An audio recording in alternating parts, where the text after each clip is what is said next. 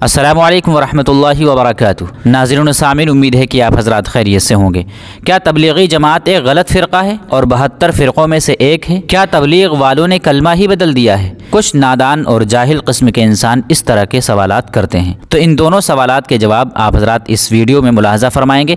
इससे पहले आपसे गुजारिश है कि अगर आपने चैनल को सब्सक्राइब ना किया हो तो चैनल को सब्सक्राइब कर दें और वीडियो को सुनने के बाद दूसरों तक शेयर ज़रूर कर दें। तो इस सिलसिले में उम्मुल मदारिस दारुल उलूम देवबंद का फतवा आप हज़रात अपनी स्क्रीन पर देख सकते हैं। किसी ने दारुल उलूम देवबंद से सवाल किया जिसका उन्वान है, मेरे एक सल्फ़ी दोस्त ने कहा कि तबलीगी जमात एक गलत फ़िरक़ा है और ये 72 फ़िरक़ों में से एक है। नाऊज़ु बिल्लाह। सवाल, मैं तालिब इल्म हूँ और तबलीगी जमात में मुतहर्रिक हूँ। मेरे एक सल्फ़ी दोस्त ने कहा कि तबलीगी जमात एक गलत फ़िरक़ा है और ये 72 फ़िरक़ों में से एक है। नाऊज़ु बिल्लाह। मेरे दो सवालात हैं। नंबर एक, सिर्फ़ एक आलिम को ही जिसने सल्फ़ सालिहीन से सीखा है अल्लाह ताला, रसूल और दीन के बारे में बात करनी चाहिए?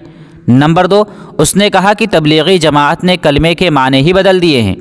कलमे के माने हैं अल्लाह के अलावा कोई इबादत के लायक नहीं, लेकिन तबलीगी जमात का कहना है कि उसकी तरह किसी को ताकत नहीं है।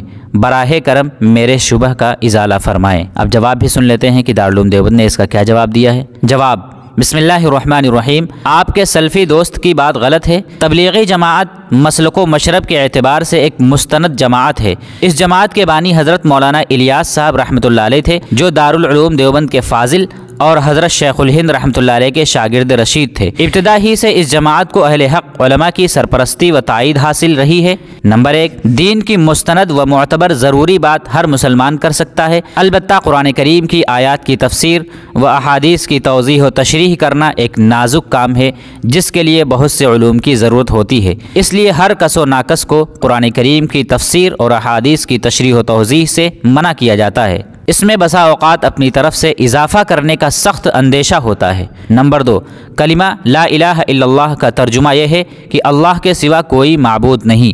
ये कलिमा मफ़हूम और मतलब के लिहाज से अपने अंदर बहुत वसाअत रखता है। इसके मफ़हूम में यह भी आता है कि असल कुदरत व ताकत का मालिक तन्हा अल्लाह ही है, इसमें उसका कोई मिसल नहीं। वल्लाहु तआला आलम। दारुल इफ्ता दारुल उलूम देवबंद।